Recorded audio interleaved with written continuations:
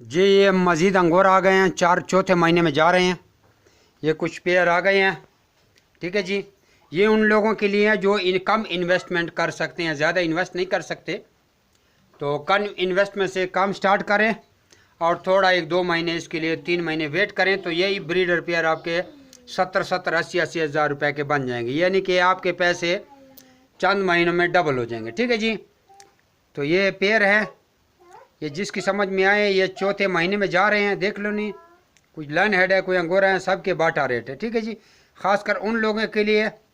ये एक फीमेल है, इसका ये नाक ये इधर से निकालती है, बार बार शैतान है, इधर से बाल उतर गए, ठीक है जी।